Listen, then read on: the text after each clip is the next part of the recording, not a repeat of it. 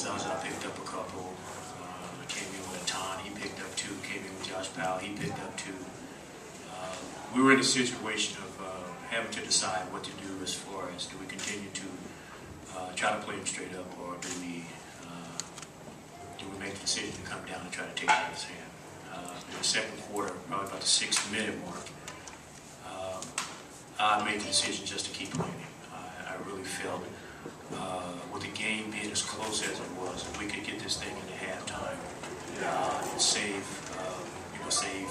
Twin and save Zaza and save a couple of other guys with the fouls, I thought we had a pretty good chance the second half. Irregardless of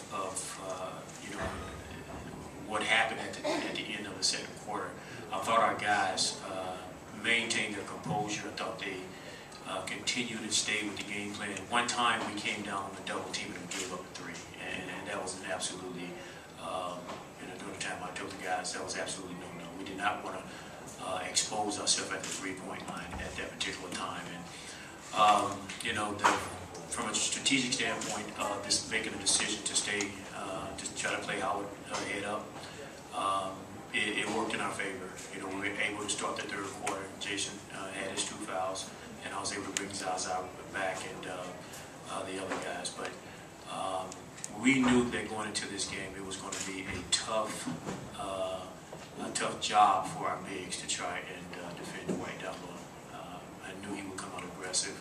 I knew he would come out in an attack, and he had a heck of a first half. And we made the decision to stay head up on him in the second half. I wanted to try to keep Al off of him as long as I could. I didn't want Al to pick up any early fouls on him, and we were able to buy some time and then go with him at the end. What did you see that was different from your guys in terms of their demeanor, in terms of how they handled pressure compared to last year's play? Composure. That was something we talked about coming into this series. The one thing I really wanted to emphasize with our guys was not to hang their hats on what happened during the regular season. I really felt that this would be a different Magic team in the playoffs. We had success during the regular season, but playoffs is just a whole different animal. And I didn't want our guys to come into this series, beating their chest because we beat them 3 out of 4 during the regular season. Any team can be beaten on any given night. I wanted our guys to come into the series with confidence, but yet I wanted them to come in and respect the opponent, because in a 7-game series, anything can happen. And all I wanted us to do was come in here and play hard every possession, maintain our composure, and play the type of basketball that I know we're capable of playing.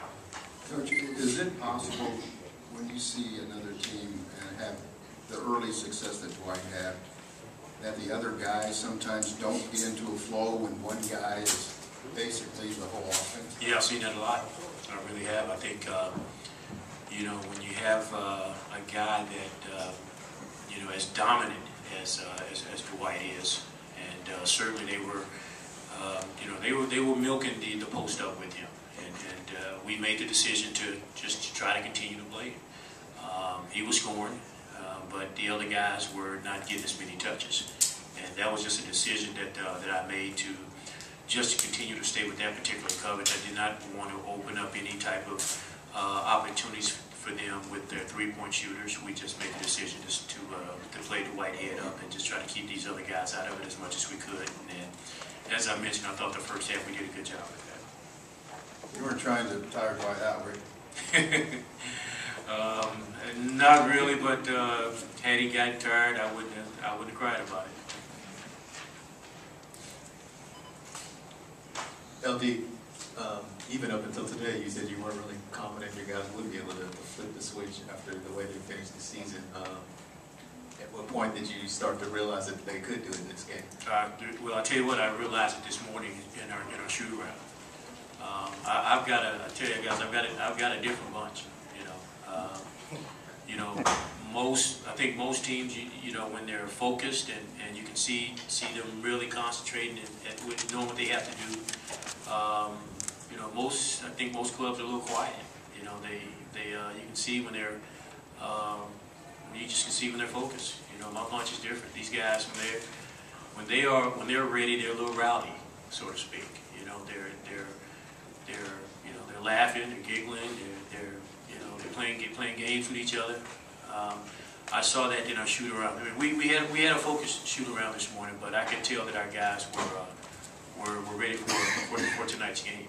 And then when we got here to the arena, just to see them in the locker room, their demeanor, you know, their body language, just listening to a little of the chatter that was going in the locker room, they felt confident about coming into this game.